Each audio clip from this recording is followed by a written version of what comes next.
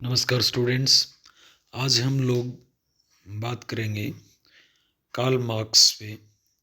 क्या Karl Marx वैज्ञानिक समाजवाद के प्रवर्तक थे? क्या कार्ल मार्क्स वैज्ञानिक समाजवादी थे या उन्हें प्रथम वैज्ञानिक समाजवादी कहा जाता है? कार्ल मार्क्स को वैज्ञानिक समाजवाद का प्रणेता माना जाता है, यानी साइंटिफिक सोशलिज्म का प्रणेता कार्ल मार्क्स को माना जाता है।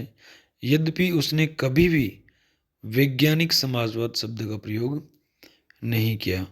मार्क्स के सहयोगी फ्रेडरिक एंगल्स ने मार्क्स द्वारा प्रतिपादित सामाजिक, आर्थिक, राजनीतिक सिद्धांत को सर्वप्रथम वैज्ञानिक समाजवाद का नाम दिया था। लेकिन मार्क्स समाजवादी विचारधारा का प्रतिपादन करने वाला या सामाजिक आर्थिक व्यवस्था में परिवर्तन की बात करने वाला प्रथम विचारक नहीं था। इसके पहले भी अनेक ब्रिटिश व फ्रेंच विचारक हुए थे जिन्होंने समाजवादी विचार व्यक्त किए थे।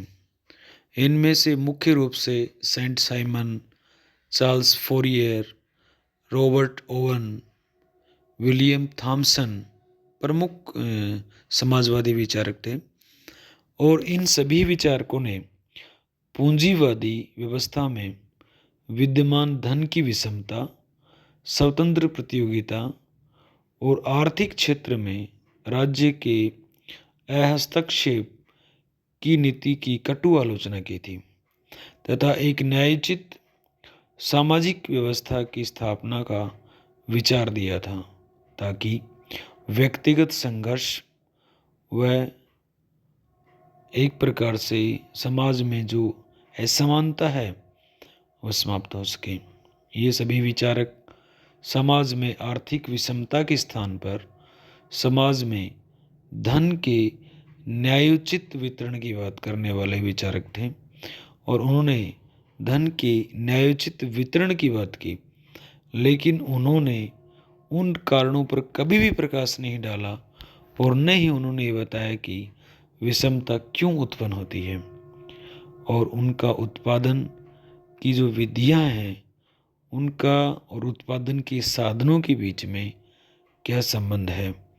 इन विचारकों का पुरानी व्यवस्था के स्थान पर नई व्यवस्था स्थापित करने की कोई स्पष्ट विचार या कोई योजना नहीं थी और न ही उन्होंने किसी कारण या प्रभाव का स्पष्ट विश्लेषण किया।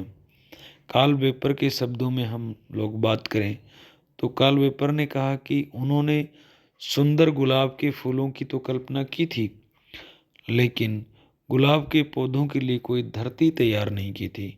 इसी कारण कार्ल मार्क्स से पूर्व के जितने भी समाजवादी थे उन सभी समाजवादियों को स्वप्न लोकीय या यूटोपियन या कल्पनादर्शी समाजवादी कहा जाता है। कार्ल मार्क्स ने उनकी विफलता की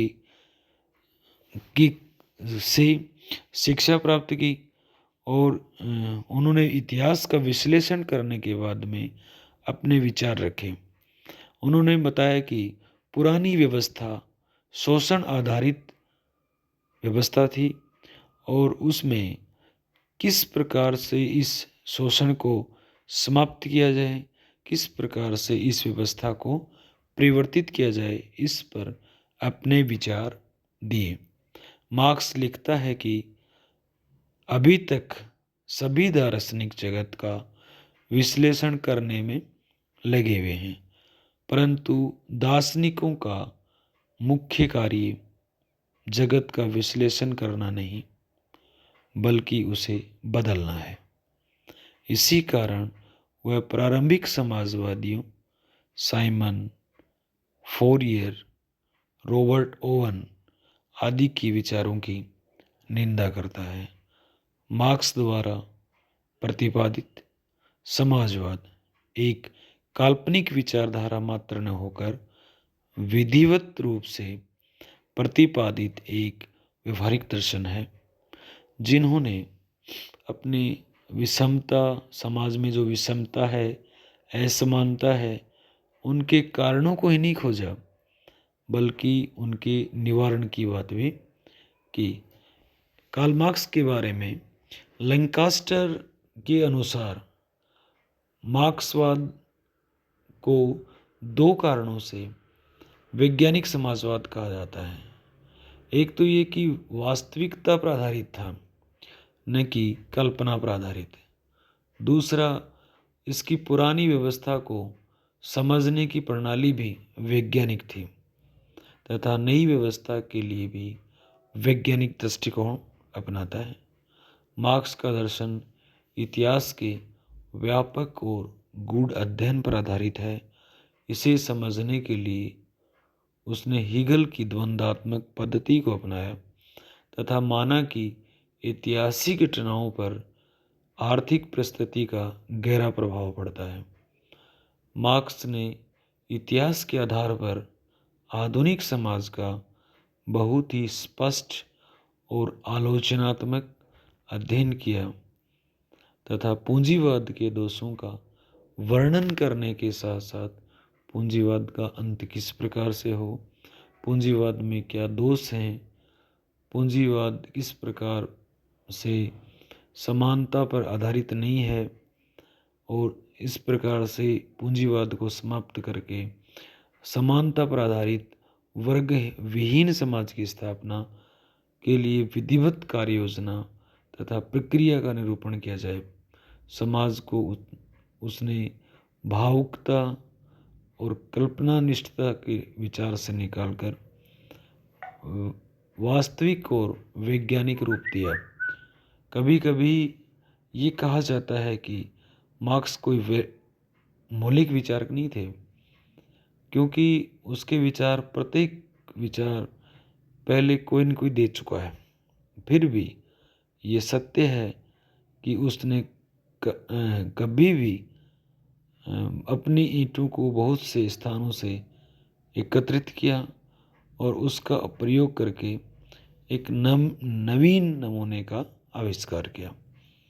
मार्क्स का महत्व उसके विचारों की मौलिकता में नहीं है, बल्कि इस बात में है कि उसने उन्हें मिलाकर किस तरह से एक संपूर्ण व्यवहारिकवाद विचारधारा और एक क्रांतिकारी दर्शन प्रस्तुत किया। उसने समाजवाद को एक धर्म, दर्शन और विचार और एक शक्ति बना दिया। लास्की के अनुसार किसी भी पहलू से देखा जाए तो कार्ल मार्क्स का चिंतन सामाजिक दर्शन के इतिहास का एक युग है। कार्ल मार्क्स ने अपने जो विचार हैं उसमें बताया कि समाज में दो वर्ग बन जाते हैं। एक वर्ग जिसके पास पूंजीपति वर्ग है या जिसमें उत्पादन के साधनों का स्वामित्व है, और दूसरा वर्ग सर्वहारा वर्ग जो शोषण का शिकार रहता है और जिसके पास उत्पादन के साधनों का अभाव है। दो वर्ग जो हैं वो दो वर्गों हमेशा ही ये दो वर्ग रहे हैं और इन्हीं दो वर्गों में सर्वहारा वर्ग को एकजुट होकर बुर्जुआ वर्ग के खिलाफ क्रांति करनी पड़ेगी और उसके बाद में एक ऐसा समाज बनेगा जो वर्ग विहीन हो और शोषण विहीन हो और राज्य विहीन हो। अपने विचारों में इस प्रकार से उन्होंने अपने जो विचार हैं उनको वैज्ञानिक रूप दिया और उन्होंने कहा कि मैंने हीगल को सिर के बल पाया, यानी कि हीगल जो थे उनका जो डायलेक्टिक मेथड था वो विचारों में था या वो अपने कल्पना विचार एक प्रकार से हीगल ने अपना डायलेक्टिक मेथड थॉट्स के माध्यम से दिया, विचार के माध्यम से दिया।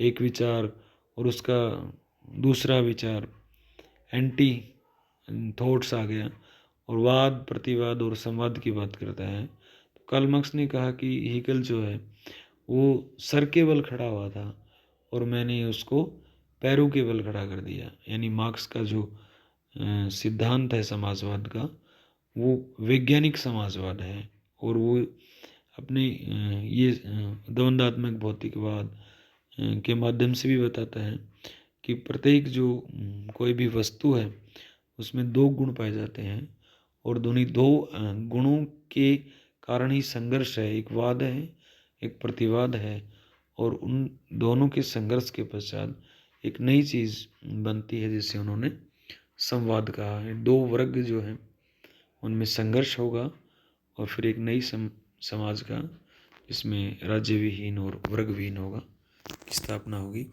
तो इस प्रकार हम लोग कह सकते हैं कि कार्ल मार्क्स का जो समाजवाद है वो वैज्ञानिक समाजवाद है। और कार्ल मार्क्स एक ऐसे विचारक थे जिन्होंने सबसे पहले वैज्ञानिक समाजवाद की बात की।